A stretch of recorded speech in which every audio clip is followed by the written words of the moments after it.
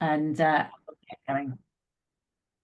So yes, today we're going to talk about why culture matters, and it's building the business case. And I thought that this is a really interesting angle that Cathie will introduce herself and what she's done in this area. She's done lots of research, but it is something about often we do need to build a business case for investment, don't we? In HR roles, sometimes it's hard to get that backing, to get people, the FD to loosen their purse strings and invest in people. And that's where Cathie's going to talk about this, why building a business case for this kind of investment and how you can do it, most importantly. In terms of the introductions, I think most of you know me, but just in case you don't. So my background is corporate learning and development. I'm also a chartered psychologist. My day job is Actus software. So we do organizational development consultancy, but we also have HR software, 360 feedback software, and compliance software. So we have a range of aspects there. Moving on to introduce Cathie, I will take a few hands and then I will hand to Cathie to be able to introduce herself. I mean, certainly, I think you should take this on yourself because you've done so much with your MBA and you're being a guest lecturer. So why don't I hand to you, Cathie, and I'll shut up for a while. Super. Thank you. Thank you so much. I can see that we've got quite a number of people that have joined us for the webinar today. So thank you for your time. And it's really lovely to be invited to work with Lucinda again. We've known one another for a long time. Just a little bit of background in me, just in terms of setting the context. I run an independent consultancy called Leadership Impact, and I look at leadership development, transformation, and in particular, culture transformation. I've been working in leadership development for the last 15 plus years. And I guess it's been the last 4 years that I've really been looking at organizational strategy and in particular culture transformation.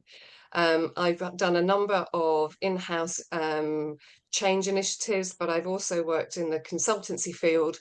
And I've worked with FTSE 250 organizations, both in the private sector and the public sector, but also a number of SMEs. And culture is something that becomes a recurring theme in terms of how do we drive organizational effectiveness.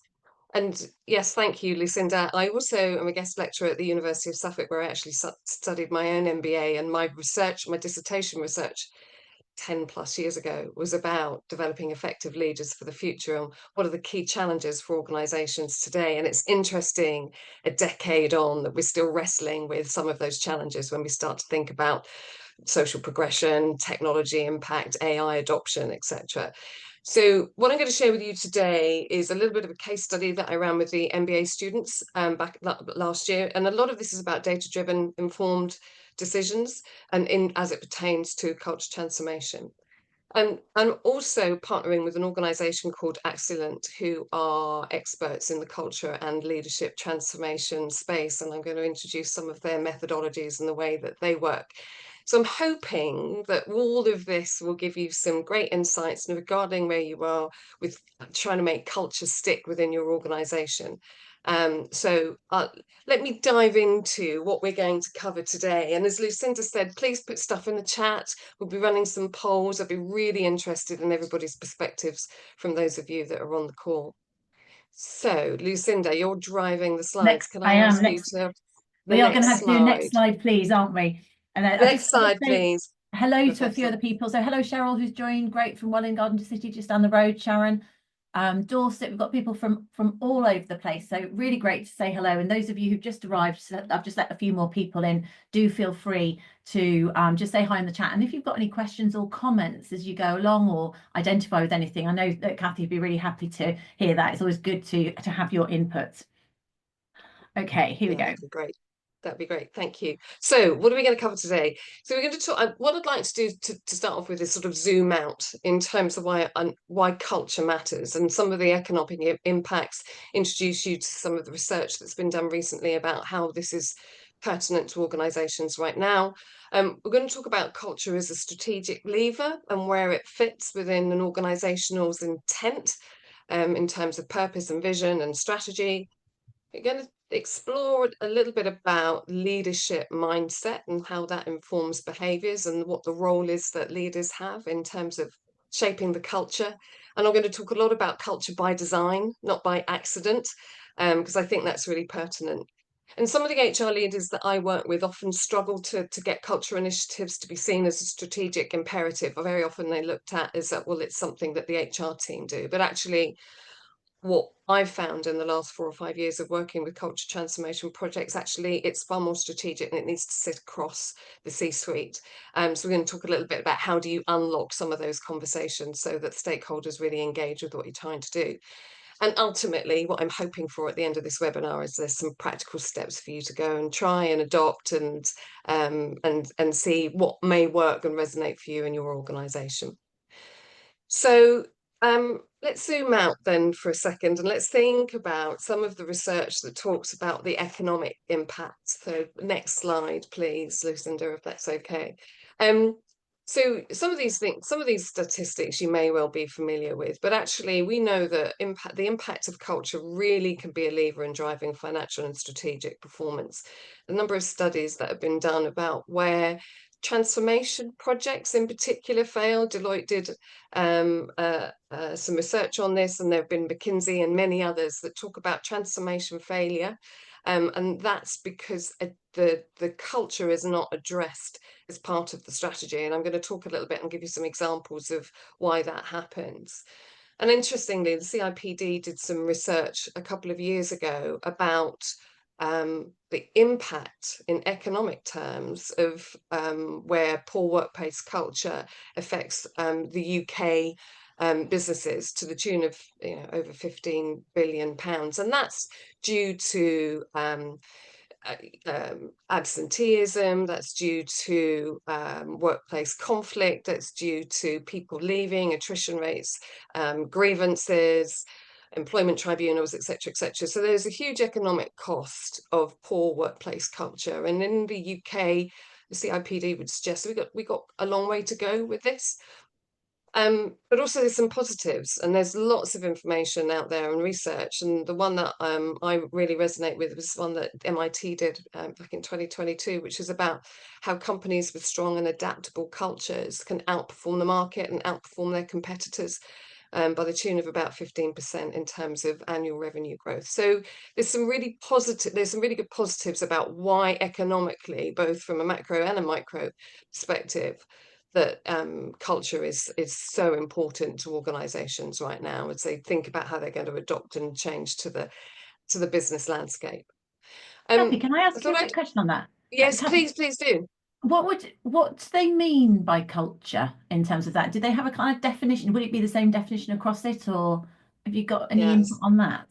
Yeah, so it's really interesting. So simply, I think the common understanding of culture, it's about how we do business. It's not the what or the why, it's the actual what happens on a day-to-day basis. And the way that I think about that is in terms of the behaviours across the organization, in particular what's role modeled from the leadership teams. You then, and I'll talk as we go through this, we talk about the systems and the processes that might be aligned with or misaligned with culture. And then it's more about sort of the symbols and the artifacts. And what do we mean by that? It's how are we embracing culture? How are we celebrating culture? How are we noticing it? And what does it mean for each individual organization? Because every organization is going to have a different approach to this. So that it's how business gets done. And it's not what we say it is, it's what we feel it is every day in our day-to-day activities.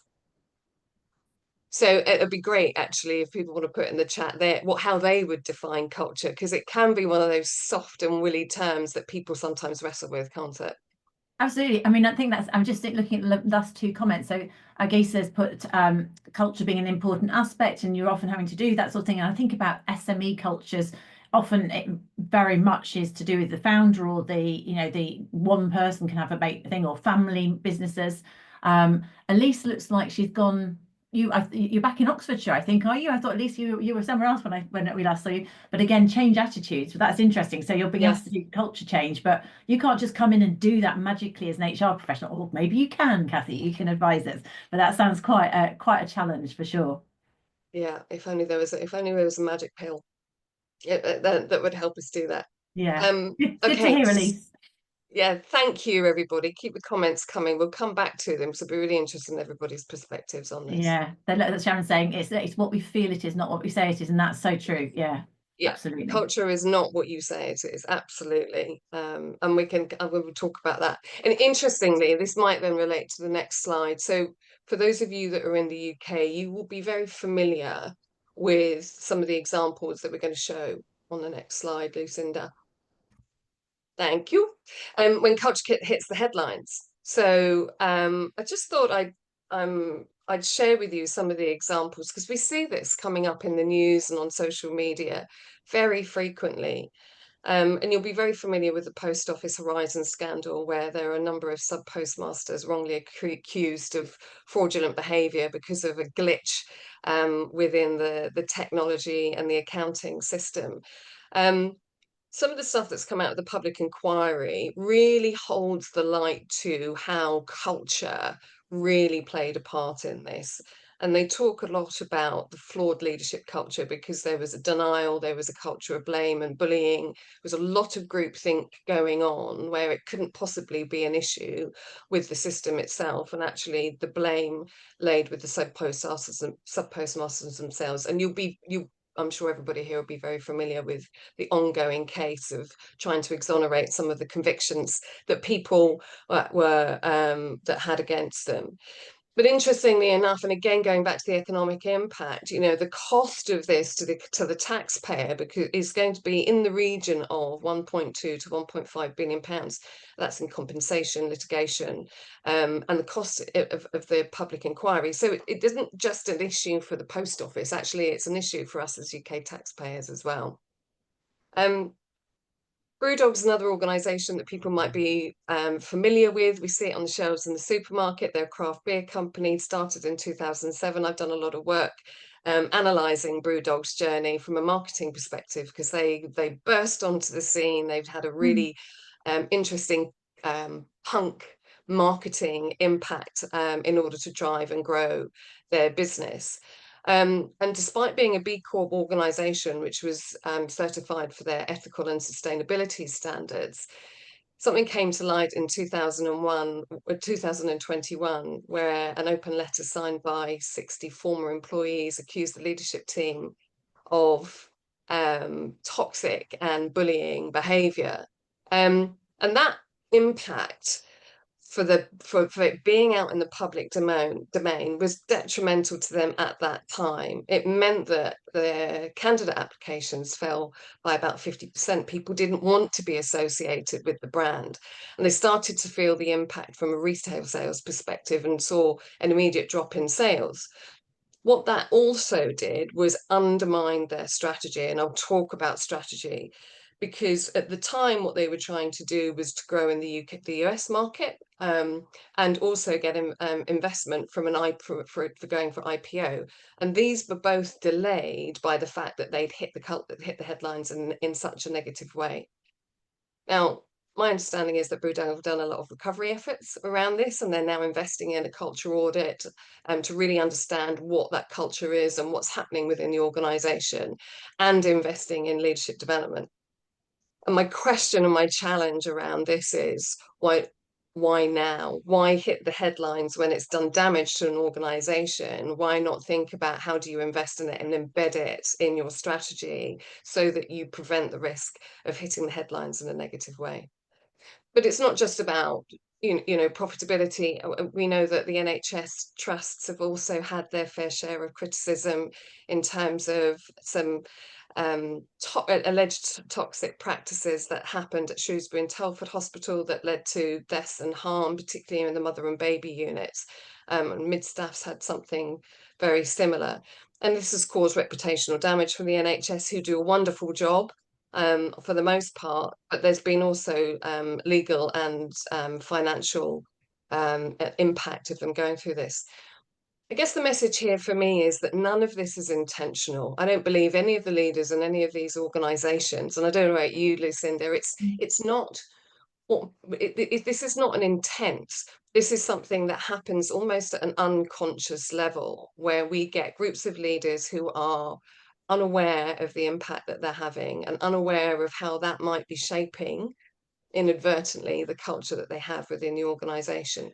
So for me, this is to really get under the skin of what is our intent, because I believe that the leaders within all of these organizations had really good intent, but actually there was something happening with the culture that they just didn't have an eye on or weren't aware of. And that's the light that we're just trying to shine on this. Lisa, I don't know if you've got any thoughts or observations of that from the work that you see. Yeah, well, I suppose I was actually reflecting this and less on what I was thinking. Your point about my brain went to the Lucy Letby thing, because that's Mm, a lot of that they believe has come down to culture of well, different cultures between the senior managers and the doctors and people. But I suppose where I actually went is it feels like fear. If you've got leaders who are kind of fear or defensive and don't feel able to trust others, then that actually is where you get this blame culture and people are not able to speak up, make mistakes. So it's kind of that you want leaders to be comfortable in their skin, and have an environment where they can therefore be supportive of others. yeah, But how do you get to that? You know, this is the thing. yeah, It's the boiling the frog thing, isn't it? So, you know, if it become a toxic workplace emerges, and it's how do you flip yeah. it round? Yeah, and there's something about leadership behaviors in that, because I think there's a lot of pressures on leaders now, feeling that they need to have all of the answers, feeling that they're the ones that have got the control and the reins of an organization. Whereas actually a lot of the work we do, and certainly the work that I've been doing with Excellent, it's about how do you show up with curiosity? How do you let go of feeling that you need to have all of the answers and actually listen and ask great questions to really understand what's going on? And I think there is that sort of shift in mindsets that we can really help leaders let go of feeling that they need to have all of the answers and just ask really great questions, and that would uncover a lot of this stuff. Yeah, for sure. I Um, think the whole psychological safety is probably something that's quite key, to Yes, improve cultures. yes, yes, absolutely, and that's a whole other webinar. I Yes. think in terms of how do you promote and really get psychological safety. So I'd be Okay. interested on the next slide. What would would be interested in what are the barriers that you see, if you could put in the chat, of things that get in the way of creating the culture that you want. And so these are the sort of things that I often hear with the organizations that I'm working with. Skepticism being the first question is, okay, so what's the ROI? And sometimes it's going to be very difficult to articulate that. And we will talk about some ways that you can start to unpick and measure sort of the impact of your culture. But it's difficult sometimes to do that. There's often a gap in terms of leadership disconnect. What leaders say and what they do aren't always necessarily the same thing. And again, it's about raising that consciousness of leaders and the impact that they have. I think somebody's just put in the chat silos. Yeah. And I think an awful lot of barriers. Certainly, I've worked with an organization that have gone through rapid growth through acquisition. So you've got different silos from the acquired businesses, which means that the culture becomes much more fragmented. I think there's also a piece for me that, there's another change program, there's another change program. And I think people within organizations can become weary of transformation programs. So it's about how does this evolve, rather than it being this is where it starts and this is where it stops. How does that transformation get embedded within the DNA of an organization? And part of the work that I've done helping HR leaders in this space is they sometimes get stuck because they can't seem to get the traction at the executive level, because whilst they're passionate about the people perspective driving organizational performance, sometimes they're not quite able to articulate it in business terms. So it's about helping them shift from, okay, if we're talking about employee engagement and culture, what does that actually mean from an operational perspective, or what might it mean to the CMO in terms of our customer relationship strategy? So it's about being able to express those terms, and sometimes I think HR leaders get stuck with that. What are you seeing in the chat, Lucinda? What are some of the stuff that people are Yeah, talking so about? certainly the silo thing comes through. And I was thinking, what is it about the silo thing? And it's about lack of communication, but actually it is lack of collaboration. You create competition as opposed Yeah, to collaboration, don't you? If you have that competition, then that definitely is something that happens. Lynn's actually pointed out that working from home, well, I think that can put an artificial barrier because you're not having those connections potentially, or you're making assumptions and you're not having that human collaboration yeah, informally necessarily. yeah, So I can see how that can make it definitely affects culture. Gosh, home working for sure, virtual working, doesn't it? Lack of recognition of discretionary efforts. And yeah, and it is interesting. So we've got a merger. So Ree's saying that she worked with a college that merged. And staff culture is still very separate. I mean, the organisation that Cathie and I used to work for, they used to go back. They go, oh, back in the GPT Plessy days, there Yeah, was always like yeah, these legendary things of these different cultures because there'd been quite a lot of mergers along the way. And so certainly I can identify with different cultures in different parts of an organisation. I guess it's saying if mm, leaders shy away from dealing with toxic issues and people, for sure. So yeah, that allows it to fester, doesn't it? yeah, If not calling things out, that can really make a difference there. Lack of emotional intelligence at leadership links to the disconnect. So people are not self-aware in yeah, terms of this, or yeah, I know all of my head brain's going to things like 360 feedback, a really good tool for leaders to have an awareness of how they come across, and to just like coaching. You want leaders to be comfortable in their own skin, like I said earlier, and be able to stamp things out. When I think back to there's an NHS trust that we worked with, and they had a bullying and harassment culture, and it was microaggression. When they went and did the sort of surveying, there were lots of examples in the depots. I'm not sure, it was an ambulance trust, so the different places where the ambulance were, and they were very much saying that there was an awful lot of micro banter which was coming yeah, over as microaggressions, particularly against women, and just but they'd always done it. So it needed to be held, a mirror needed to be held up to it. It needed to be taken yeah, seriously. And I think you think about lots of things, that's what people think is acceptable or isn't acceptable culturally. Fear of yeah, change. So all of yeah. it there. I think there's definitely a brave step. I think there's definitely a brave step in having that mirror held up. But I think, leadership is about that courage to lean into it and to really understand what's going on. And if you're not looking in the mirror, but at the impact of your own behaviours, then how can you expect anybody else to change? So I think there's a lot to unpack there. Yeah. Um, Lots of good stuff in the chat actually. So yeah, yeah, the classic thing, have managers got the people gene, so people are, let's promote the best engineer or best salesperson who has no interest in being yeah, a manager, so they don't put any energy or so and so into it, but it's therefore the people. Yeah, they are promoted because it's the only way up the absolutely. organization. Yeah, lots of things here. Absolutely. Okay. Next Thank you slide. for all of the chats. I think I'd love to come back to some of these comments and questions. I'd love to just move it on in terms of how do we see culture in terms of how it aligns with strategy. So, and it's interesting, some of the stuff in the chat says there's lack of awareness, because I don't believe that leaders have a malicious intent. We come from this with a positive intent, but actually it's that unaware of the impact that they're having. So when you start to what the first thing that we do is start to think about why does the company exist? So when we're doing a diagnostic of culture, why does the company exist? What do they want to become? What's the vision? What's the mission? What is it they're doing over and above making profit, right? We know that profit's critical for an organizational success, but it's not the reason that they exist. Then there's how does the plan of action, what is the strategy that means that they're going to achieve the mission, the vision, and the purpose? And very often you'll see all organizations have got a set of values in terms of the principles and the behaviors that they adopt in order to drive the strategy and the mission, etc., etc.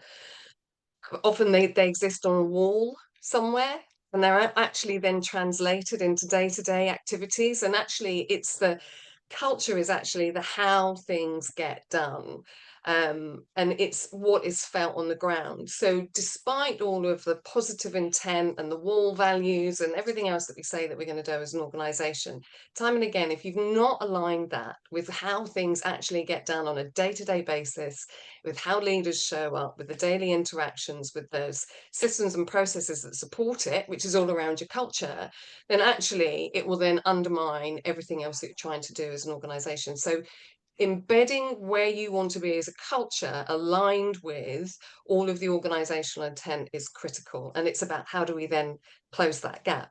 So what I'd like to do is share with you a case study that I worked on a couple of years ago that kind of that shares some of the ways that we did this as a consultancy. So I'm not naming the organisation here, but suffice to say, it's a UK-based operations and maintenance business with around 4,500 employees. They'd grown quickly by acquisition, and they were ambitious not only to be the market leader within 3 years. This is part of their mission and their vision, but they also wanted to have that coveted employer of choice title. They wanted to attract and retain the best talent, and actually, they weren't doing that at that time. And they've got some values, and you'll probably be familiar with some of these because they show up in most organizations. With people first, we want to do the right thing, we operate with trust and respect, we're adaptive and we're agile, and all of those are very laudable. But actually what was happening was that they were losing critical people, specifically from the acquired businesses. So somebody mentioned, the mergers, you bring these competing cultures in very often, and people then feel unstable and then go somewhere else. So they had a high turnover of staff from the businesses that they actually wanted to embed. A lot of the exit interview data was fascinating. The number 2 reason for leaving was culture. And culture 10 years ago wasn't really talked about in these terms, but the exit interview data was saying that there was a culture clash and they just didn't feel like it was somewhere that they wanted to be. And the impact of those 2 things meant that they were losing high value accounts. So when people were losing, because they'd developed relationships with some critical accounts, and actually then what they were finding 6 to 12 months later was that some of these accounts were then transitioning, and they were losing them. So it was having a massive impact on profitability. But interestingly enough, despite doing an employee engagement survey, and they did an employee engagement survey, which was giving them some average results, but actually it was what the employees were saying externally that really mattered. So the Glassdoor ranking was 2.8, which happened to be lowest in the sector, but also there was a narrative that was being put out there around how people were feeling around the organization. So if you want to be an employer of choice and attract and retain the best talent, and actually things like Glassdoor rankings can be really indicative of how people are feeling. So we started to uncover that. So we came in as a consultancy organization and really started to think about, so how do we unpick this? Where do we start? What's going on? So on the next slide, I'm just going to share with you how we approach this. So the first thing we do is go, right, okay, what is it that's happening here? Who do we need to talk to? And we can come in from a consultancy perspective. Actually, we can be objective because our agenda is linked to how do we really uncover what's going on here. So we create those safe spaces for people to really talk about how they're feeling. We did a number of interviews. We did about 30 interviews on a one-to-one basis. And we looked at leaders from all across the business, but also people that were in significant strategic roles who had an eye on what was happening within each of the acquired and the core organisation. And we also conducted some focus groups as well. And there was about 15 to 20 people where we were just trying to get some mass data. And we were asking questions about what's your current impressions of the culture? How does it align with your values? What works well? Because there are going to be bright spots within any organisation, but also what are the things that are tricky? And what support would the leaders need? And what advice would you give to the leadership team and the executive team? And that was fascinating. And so what we started to do was to code the comments that were coming through. And we looked at sort of 8 key themes that we felt that would be pertinent to culture, from reward and recognition, collaboration, leadership, how you're showing up with and demonstrating the values, right the way down to how people feel about their colleagues, decision making, and how connected they felt and understanding they felt of the strategy. And these are the sort of the 8 enablers that really start to drive culture. And so you can see from the coded analysis that we put together that actually reward and recognition, there was some really positive sentiments around collaboration. People felt that they were collaborating quite well.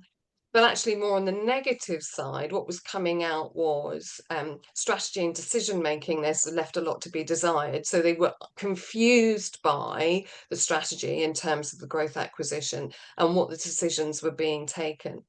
And there was also an interesting one that came out for us, which was concerns around leadership. So it was positive and a negative in terms of some of the sentiment. And we felt that given that leadership behaviour is such a strong indicator of culture, that was something that we really wanted to understand and get more into. So we presented this back to the executive team. And it's great having this quantitative data because you can look at this logically and go, aha, this gives us some starting points, and perhaps this is a focus area that we need to lean into. My experience, and I don't know about everybody on the call, is that logic and reason isn't always the motivator for change. So what we did is we presented some of the qualitative data that came out. And actually, it was interesting on the next slide where we showed these comments from these interviews to the leadership team.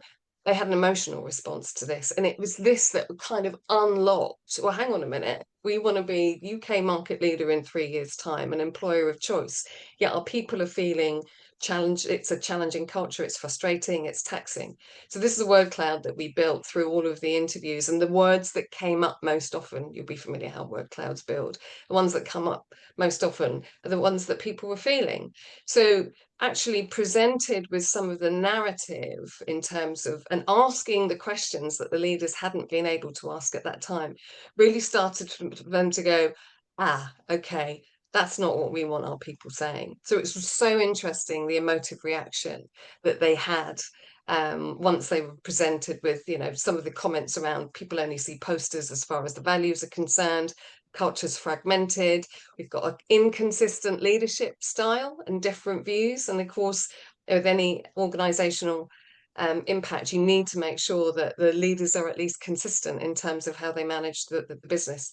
Lack of clarity of what's expected from us, and some people are set in their ways, and there doesn't seem to be alignment. And that's not unusual for an organization that's going through acquisition, but it is indicative in terms of, well, how do you bring that alignment to bear more quickly? So I'd be interested in just doing a quick poll. Now this is completely anonymous. We're not going to be sharing any of the information and relating it back to anybody here. But in confidence, if you'd feel comfortable talking about what's the word that you would, just one word that would describe your culture. It'd be really interesting to see how people are viewing the culture that they have right now. I can see these as they're coming in, high performing, great. So high performing, inclusive cultures, that's brilliant to see. And I'd be really interested in what that means. Improving, okay, so I think a lot of organizations are improving. At the bottom end, we've got some challenging, chaotic and toxic cultures, and that's a shame. But that it says a lot about, you know, why culture investment is so important. Any thoughts from your perspective, Lucinda? I was just trying to think how I'd name ours. And so, but no, the other thing I was thinking, what do you think of in order to choose one of these words? And I think it's a feeling, isn't it? Mm. It's just a kind of gut feeling. And please tell me in the chat if there's anything you're thinking about to go, oh, it's because a lead. Are you kind of thinking of leaders within your organization and visualizing them, or is it how you feel when you go to work that's making you choose? It's just interesting what's making us pump for it, because we've got 73% have managed to choose one of these words. And if you've got a separate word, by the way, that isn't one of the 8, feel free to pop it in the chat. Do go for it. I'll give it a couple more seconds and see if anyone wants to comment in the chat as well. I'll just do a quick countdown so that anyone else who wants to select a word can do, and then I'll share, because obviously the other participants can't see it. So I'll just go 3, 2, 1. Okay, so let's end that and then share it. It's generally positive. It's nice that improving has got the highest one. Yeah, absolutely. So it shares it. At least it's the person who's gone into a new role to change the culture, and she's obviously thinking it's based on comments made by various people. We don't know which ones she's chosen, by the way, but it's so you're hearing what people say, so it's how they talk about it. That's right.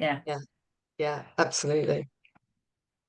So yeah, I mean, it suggests that there is work happening out there, and people are really starting to think about what culture is and how they can improve it. So it's great to see that. Um, and who knows, maybe in 10 years' time we do this again, we have less toxic or challenging cultures within organizations. So I mean, it's just think yes, challenging. definitely. Funny you look at that challenging. Challenging can be a good word though, right? Because I was just thinking maybe I'd say that we've got that to a certain. Because if you're challenging is, do I feel challenged in a good way, as in Yeah, challenged to yeah, grow and to think and to stretch and that sort of thing, or is it just like, oh, stressful, challenging? And that might depend yeah, also on your preferences. And yeah, there's something to think absolutely. about how she feels and how she knows other people feel. Ah, she said, and she chose inclusive. That's very nice. And I think Emma is it the person. If it's Emma, I know. Then I thought that you had a very nice inclusive HR team when I worked with you. If it's not you, Emma, then there's another person with your name that I have worked with. Great. I'll stop sharing this Super. and let you move on to the next piece. Yeah, lovely. So let me talk to you about some of the work that we did with this particular organisation.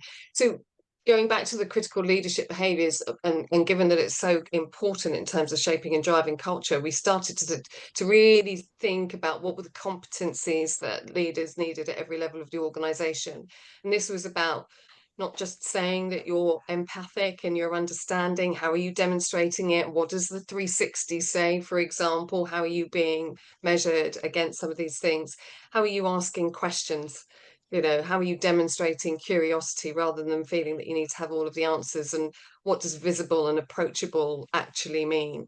And certainly one of the organisations I worked with recently, visible and approachable, but all the leaders sat indoors with their office door closed, you know, and it was the opposite of an open door policy. Keeping the focus of the purpose of the organisation and what they were there to do in mind, really connecting to the values. So all of the competencies started to connect to, well, what do we mean by people first in this context? And what does do the right thing actually mean? So making sure that people had clarity on what good looked like and what good didn't look like and how they could excel and be brilliant in these areas. But also making sure that people had one-to-ones. I mean, there was some one-to-ones were being sort of overlooked or forgotten about, and actually having those one-to-ones either formally or informally, just so that people had clarity on the expectations and the goals in terms of driving results was came through. And leaders taking personal accountability and empowering their teams. So these are the things that we started to then talk to the leaders around, and there are a number of different interventions that we did that really started to help provoke that. And you know what? Culture doesn't happen overnight, but within a year, they'd made an 11% growth in terms of pre-tax profit. So that was nudging the needle in the right direction. And the Glassdoor rating had gone to 3.1. So not a massive shift, but again, going in the right direction. And I think that's indicative that it can change, but it's a sustained effort. It's not something that's going to just, we're going to do this for a year and see what happens. It's something that needs to change over time. Um, I wanted to just talk to you a little bit about the way that we work at Accident and to really start to uncover some of the behavioural piece, because we talked about Brewdog and Post Office in terms of, you know, the unconscious behaviours that were happening. And some of the work that I've been doing with Accident recently starts to think about what are the mindsets, what are the beliefs, and what are the habits that we may be unaware of that sit at the bottom of the iceberg. So it's really starting to challenge those mindsets. What are the habits that we get into to make sure that, because the mindsets really play out in terms of the behaviors and the skills that people see on a day-to-day basis. So rather than thinking about, let's just send everybody on a culture training course, actually it's much more one-to-one than that. You need to be thinking about what are the mindsets and beliefs that we get to. And actually it's that resistance to change. You know, people don't want to be changed. And it's about taking them on that journey and understanding that. So a couple of quick things just as we move into sort of wrapping the session up and be interested in other people's perspectives. Some of the work that I've been working with Accident on is really about how do you create the plan and demystify the culture. That's about having that objective analysis, really getting under the skin of, so what do we mean when we talk about a challenging culture? defining the strategy and aligning it to the culture, aligning the culture to the strategy, and identifying the roadmap, and thinking about, so what are the things you're going to measure? Is it Glassdoor? Is it pre-tax profit? Is it employee engagement? Is it attrition, for example? Challenging the leaders first. Actually, a lot of organizations want to start, well, we'll start with our middle managers. Well, the middle managers will emulate what they see the senior managers do. So if you haven't got the senior managers and the leadership team on board, then it's going to make culture transformation incredibly difficult. So this is about how do you raise those unconscious behaviors with the senior executives within an organization and help them understand how effective they can be when they role model the right behaviors. And actually, and then we start thinking about, so what are the systems, what are the processes, what are the behavioral habits that will really start to accelerate this before you then start to scale and culture. So we talk about culture champions and culture ambassadors that I've worked with in lots of organizations, but it feels like they're operating in their own silo because it's not then thought through in terms of the whole organization. So it's an HR initiative that gets stuck, and that's why getting it towards the executive C-suite and understanding what their role is really interesting. And the final thing on this slide is about, there will be some catalysts here, whether it's a new acquisition, whether it's a work stream, there will be things that actually, rather than thinking about it at, let's just do this at an organizational transformation level, maybe starting somewhere where there's going to be a change catalyst so you can adopt the right leadership behaviors and the systems and the processes that will really start to then getting it right in one area, then getting it right in another area. And so they think about that in terms of what are the initiatives that are coming up that may most effectively apply. Cathie, I know you're sort of accelerating slightly. Can I just ask though, what do you mean by Culture Story Lab? I'm not quite, AI powered insight circle, because I don't know what they are. Yeah, so Culture Story Lab. So the Culture Story Lab is about, so what's the communication? So what are you, how are you talking about culture in your organization? What does it mean? How does it link to your strategy and your purpose? What is the communications and the narrative that you need to be putting out there and having people then embody? And the AI powered, so a lot of the work that Accent is now doing is really thinking about, so what can AI do in terms of helping people think about, right, I've got a difficult conversation coming up. How might I think about that in terms of our culture and our values? What might I be doing? Because I really want to, I don't know, I really want to reprimand somebody because they've done something wrong. Well, actually, our culture might be like, it's a learning-based culture, so we're going to have to fail. And actually, maybe this is about being curious rather than going in, and rather than predetermining an outcome, is thinking about, so these AI initiatives can really sort of prompt some of the things that you might be thinking of right there and then. And so that's what we mean by sort of the AI powered stuff.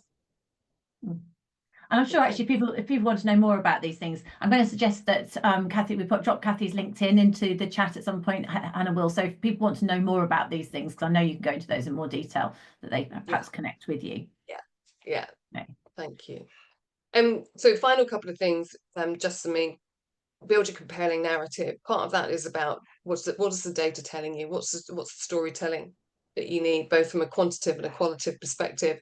Speak the executive language, and I've got a couple of ideas on that on the next slide. And think about case studies. And one of the most interesting case studies that I've looked at recently is an interview that one of the founders of Actions did with the CFO of an online marketplace business based in South America. And it was the CFO saying that he used to think that strategy was the key to unlocking success and value, but actually he's discovered that it's culture and it's the way you execute on the strategy. And for me, this is revelatory because the CFO typically doesn't lean into culture, in my humble experience. So actually to hear somebody in that kind of role talking about culture and its strategic importance was fascinating. So when there's a link to this interview that I'm sure most of you will find fascinating if you want to find out a bit more about how Accident did that. Final slide, just some top tips in terms of framing your messaging. Some of the things that it's, when you're thinking about positioning culture, it's about how do you position it with the language that the executive C-suite really understands. So helping the CEO think about their legacy, because that's the one thing they'll be thinking about in terms of what's the legacy of the organization they're leaving behind, and actually how culture could be the execution engine for delivering on the strategy and creating that competitive advantage. From the CEO's perspective, think about framing culture as how do we become operationally excellent? How do we improve efficiency and the quality of what we're doing? From a CFO's perspective, thinking about what's the impact on revenue, actually what's the impact on revenue of not getting it right? What's the cost of conflict right now, or litigation, or whatever it might be, and how it can reduce turnover and improve productivity. CTO transformation, I mean, a lot of them will be looking at what AI and digital transformation looks like right now, and what's the culture that needs to happen in order for people to be adopting different practices, and how are you going to get the best AI tech people into the business. A lot of chief risk officers and legal officers are starting to think about this, in terms of what's the risk of us not having a strong and adaptive culture? How do we make sure that we stay out of the headlines? And from a CMO perspective, from a marketing perspective, culture is about your employee experience as much as your customer experience. So actually the values that go into sales propositions, etc., need to be felt and embodied by everybody in the organization. So that's just something about how thinking about framing culture in a way that really resonates and talk the executive language in terms that makes sense for them. And I've found that some of the ways that we do that, then a lot of it. So in summary, if anybody then has any questions, so think about this in terms of practical steps. Align your strategic focus with the business goals. Think about using objective diagnostics to really raise awareness. If you think about that ADCAR change model that everybody will be familiar with, I'm sure, this is the awareness. How do you bring about that awareness? And you need some objective data for that. Help leaders become really conscious about how they show culture and driving authentic transformation. Positioning culture as a strategic imperative rather than something that HR does, and thinking about how you're communicating that effectively aligned with the organization, creating cascading that narrative, and highlight the positive stuff that happens. Fabulous. Any questions? I'm aware that people are dropping off because Yeah, they've got lunches to get to, etc. So if anybody wants to carry on the conversation, this is my passion. This is the reason I get out of bed in the morning, as you can probably tell. So I'm really happy if anybody wants to connect, drop me an email, send me a WhatsApp, just say, can we grab a coffee? I really want to pick your brains on stuff. I can talk about this all day long, as you can probably tell. Yeah, thank you, Cathie. It's been absolutely delightful to have really thought-provoking, and clearly I can tell that because I can see everybody using the chat so much, and it's really quite nice for me seeing the chat come through and being able to talk to you. Just in terms of everyone, just before you drop off, as I said before, you will get we'll send you out a link to the video if you missed part of it. If you want the slides, you've got Cathie's contact details. Sign up if you haven't already to our future webinars. These are the ones that are coming up soon, and there'll be links to sign up to that. And you can follow us on Eventbrite. Actually, you just want to keep an eye out when we're running webinars.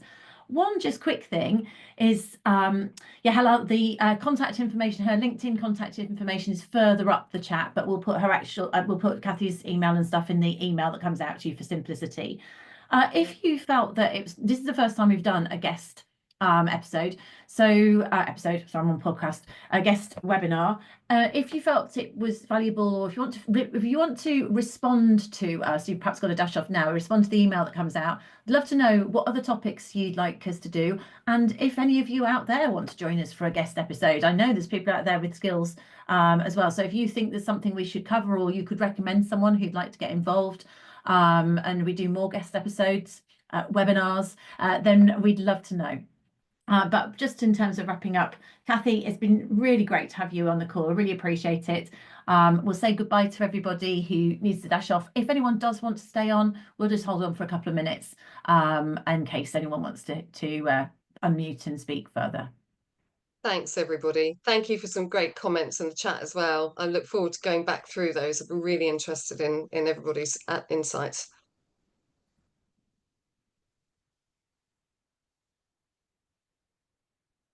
Super.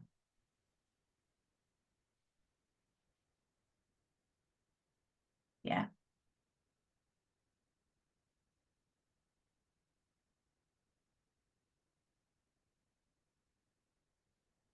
It's always nice when people say goodbye. They're, they're there all the way through. It's quite nice.